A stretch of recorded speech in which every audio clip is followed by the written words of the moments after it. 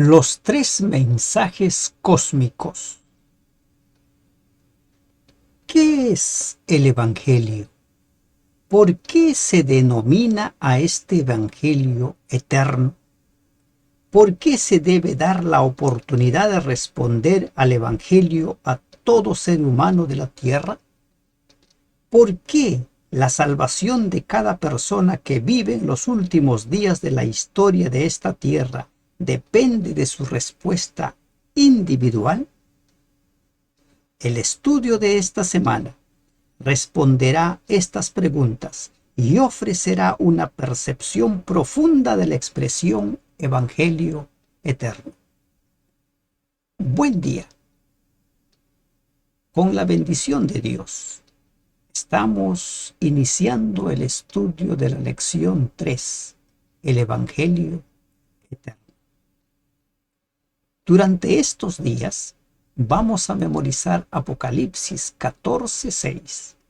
Vi volar por en medio del cielo a otro ángel que tenía el Evangelio eterno para predicarlo a los moradores de la tierra, a toda nación, tribu, lengua y pueblo.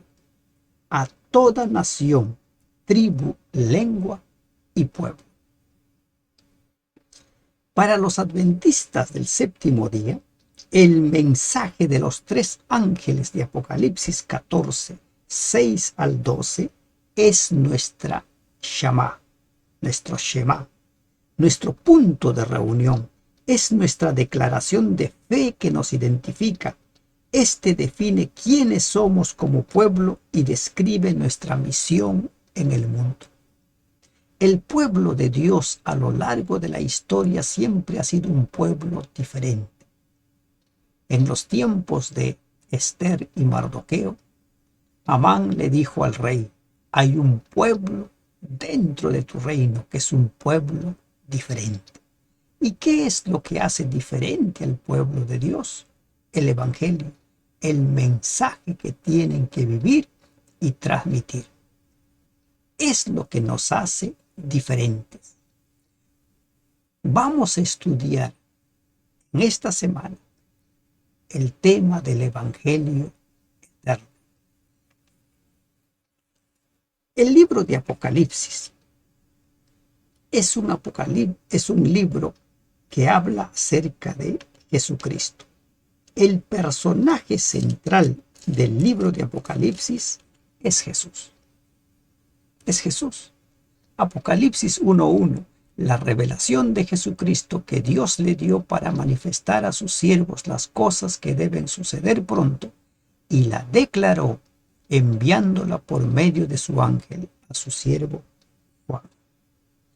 Miren, qué lindo sería si cada vez que se pronuncie la palabra Apocalipsis, la gente viera a Jesús, la gente imaginara a Jesús. Pero lamentablemente, en nuestros tiempos, hablar de Apocalipsis es hablar de caos, es hablar de destrucción, es hablar de monstruos, es hablar de plagas. Y la gente tiembla, la gente tiene miedo cuando escucha la palabra Apocalipsis. Satanás ha tenido éxito tergiversando el significado de Apocalipsis. Apocalipsis es la revelación de Jesucristo.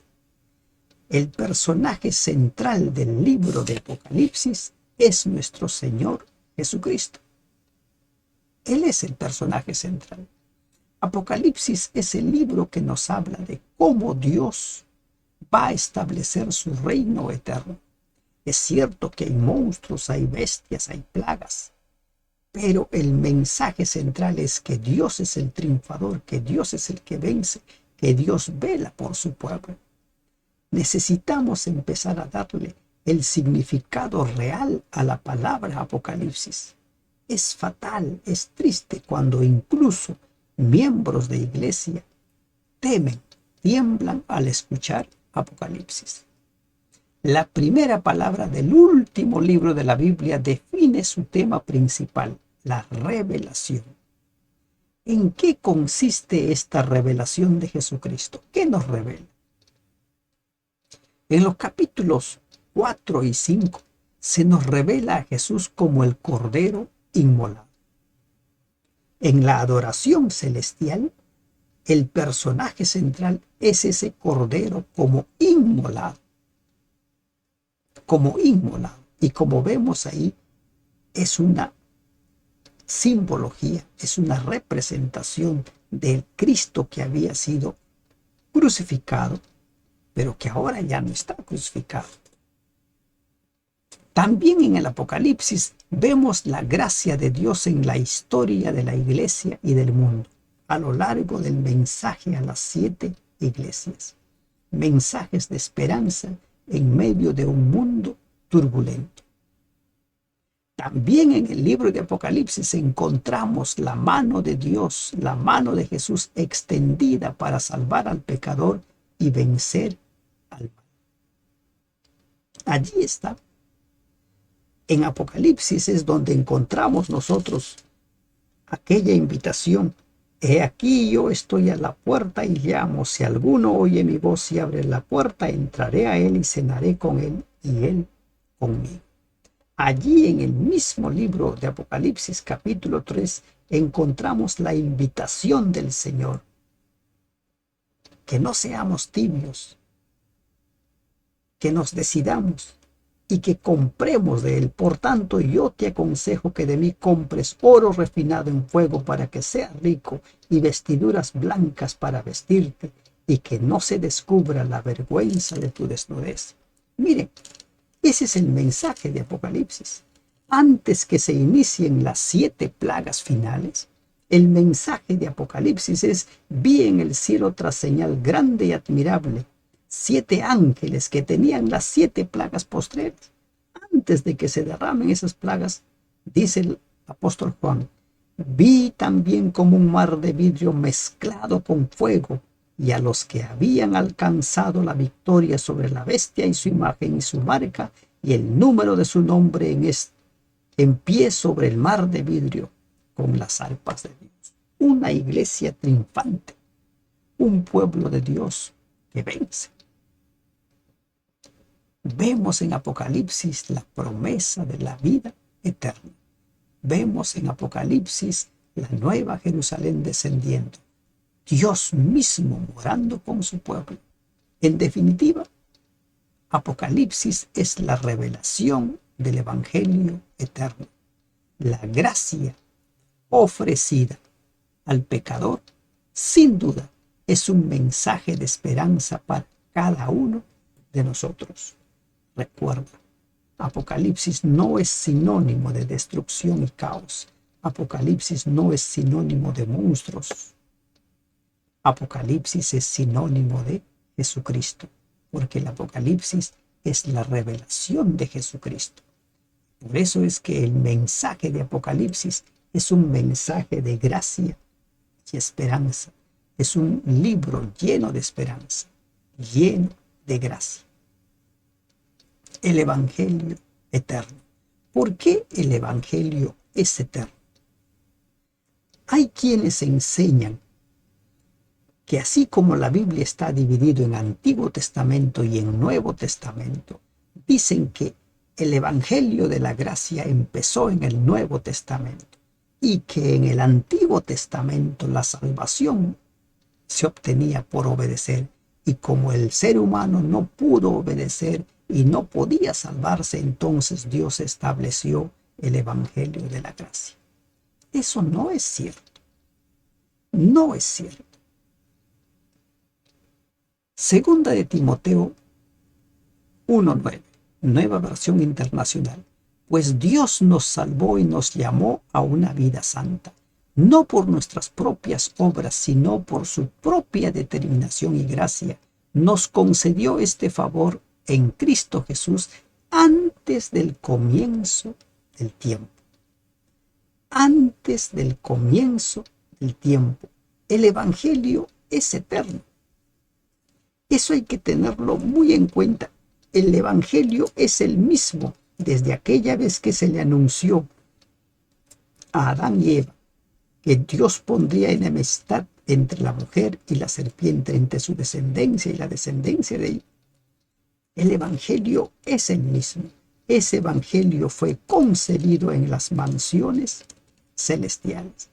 Y miren lo que dice Primera de Corintios capítulo 15, versículos 1 al 4. Dice, además, os declaro, hermanos, el evangelio que os he predicado, el cual también recibisteis, en el cual también perseveráis, por el cual asimismo, si retenéis la palabra que os he predicado, sois salvos si no creísteis en vano. Porque primeramente os he enseñado lo que asimismo recibí, que Cristo murió por nuestros pecados, conforme a las Escrituras. Y las Escrituras para el apóstol Pablo era el Antiguo Testamento. Y en el 4 sigue diciendo, y que fue sepultado y que resucitó al tercer día, conforme a las Escrituras. Por eso es que el Evangelio es eterno, conforme a las Escrituras. Pero también el apóstol Pablo escribe sobre el mismo tema en Romanos capítulo 5, versículos 6 al 8. ¿Qué nos dice Romanos 5, 6 al 8? Dice, porque Cristo, cuando aún éramos débiles, a su tiempo murió por los impíos. Ciertamente apenas morirá alguno por un justo. Con todo, pudiera ser que alguno osara morir por el bueno.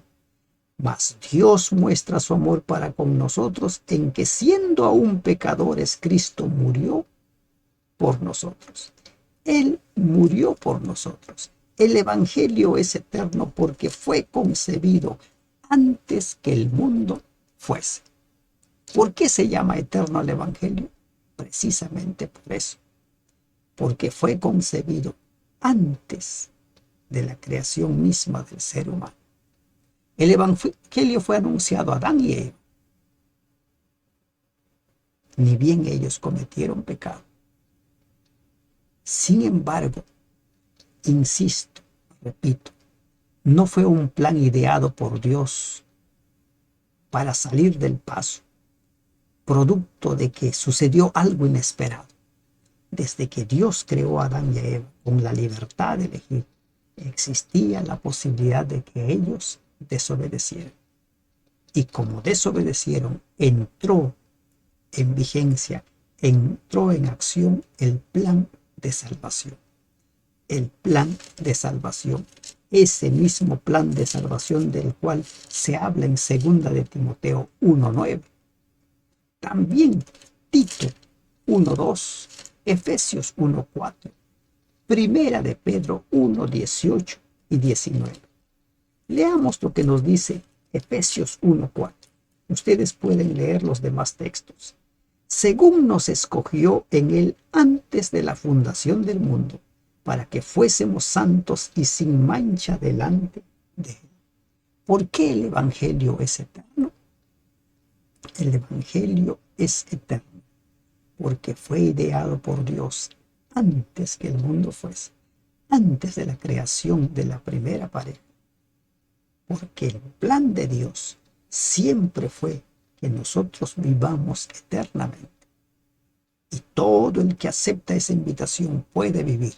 Por eso es que el Evangelio es eterno. No es que el Evangelio recién empezó en el Nuevo Testamento. Eso es un engaño, es una mentira.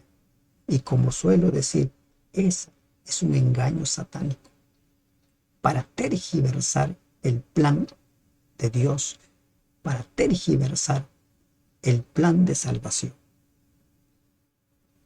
¿Y qué es el Evangelio de la gracia? ¿No? ¿Qué es gracia? Gracia es un don, es un regalo gratuito. Siendo justificados gratuitamente por su gracia, mediante la redención que es en Cristo Jesús. Romanos 3:24. Y insisto, muchos predicadores, muchos maestros que se autoproclaman estudiosos de la Biblia, maestros de Biblia, enseñan que el Evangelio de gracia recién se inicia en el Nuevo Testamento con la muerte de Jesús. Eso no es cierto. Como ya vimos, el Evangelio es eterno. Por ejemplo, en Deuteronomio capítulo 10 se nos habla acerca de la circuncisión del corazón como un paso previo a la circuncisión del prepucio. En el Antiguo Testamento es donde se nos habla del primer gran mandamiento, del segundo gran mandamiento. En el Antiguo Testamento es donde se nos habla de que el ser humano por sí solo no se puede salvar. Dice el libro de Jeremías: ¿podrá uno hacerse limpio por más que amontone jabón sobre sí? Es imposible. No es posible. La salvación siempre ha sido por gracia. El primer ángel trae consigo el evangelio eterno. Apocalipsis 14:6, nuestro versículo de memoria. Este versículo lo vamos a conocer perfectamente, lo vamos a aprender.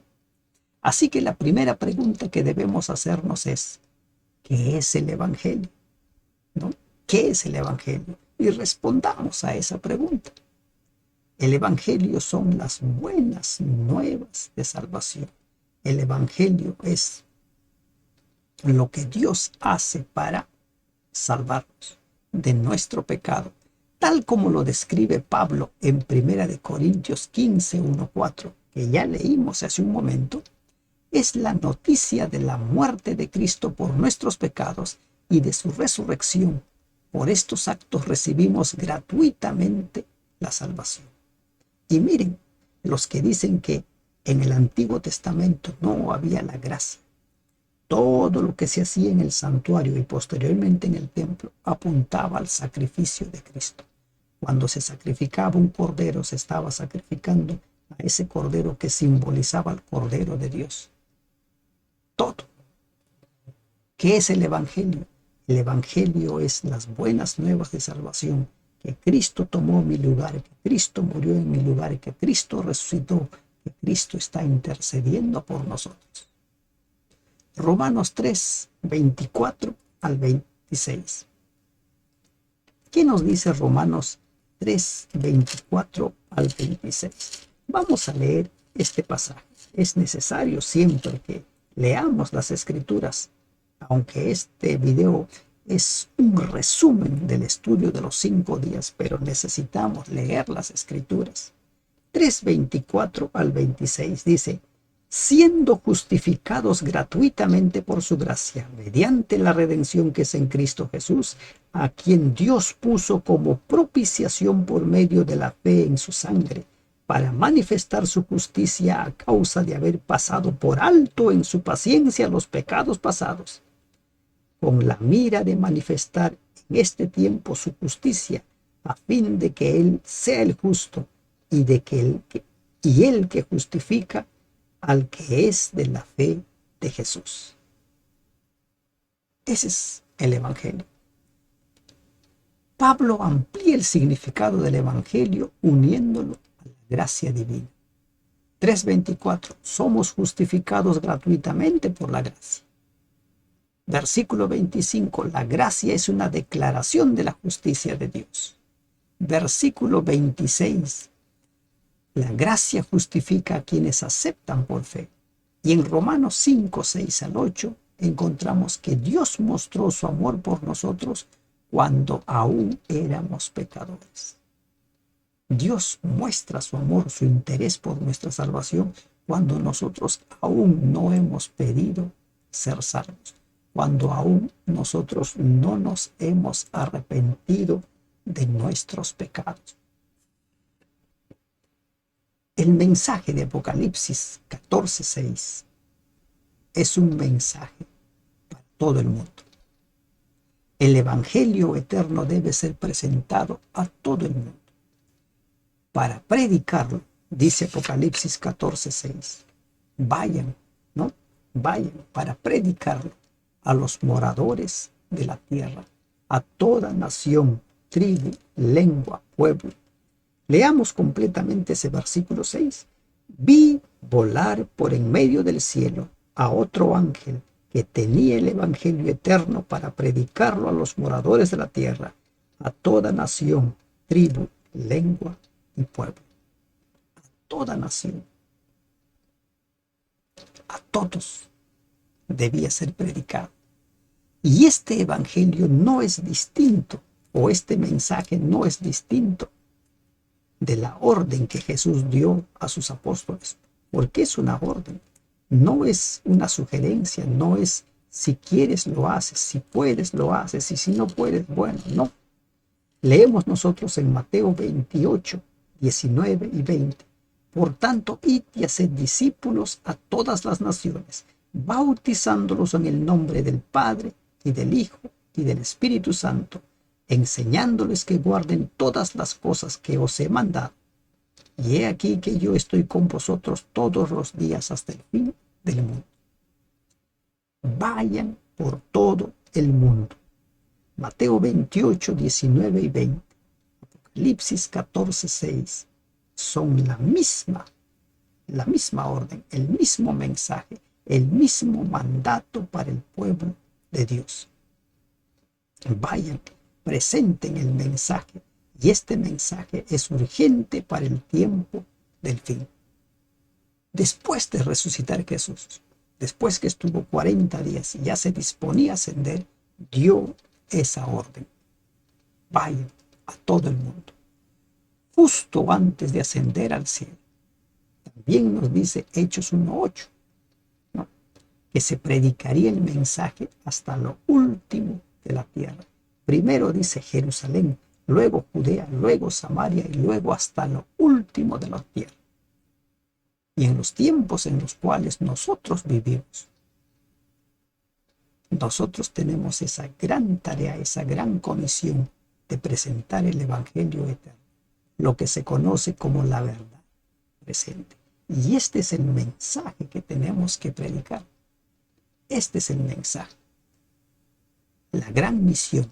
Debemos, por tanto, dedicar nuestros mejores esfuerzos a cumplirla. Esto requiere compromiso, mirar más allá de nosotros y de nuestros intereses, preocuparnos por aquellos que necesitan conocer a Jesús, tener una esperanza, aceptar su gracia. Y aquí permítanme hacer un breve paréntesis. Estudiamos el trimestre pasado acerca de administrar para el Señor hasta que Él venga. Necesitamos ser fieles administradores para que existan recursos suficientes para que el mensaje del primer ángel, del segundo ángel, del tercer ángel sea llevado a todo el mundo.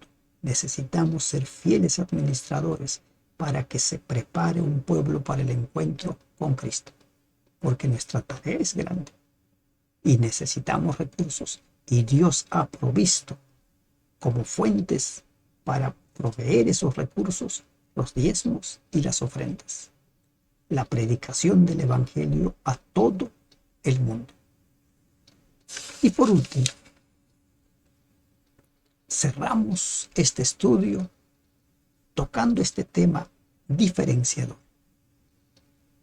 Se habla mucho de que hay muchas iglesias, cientos o quizás miles en el mundo, y tantas que dicen que estudian la Biblia, que leen la Biblia, que son el pueblo de Dios.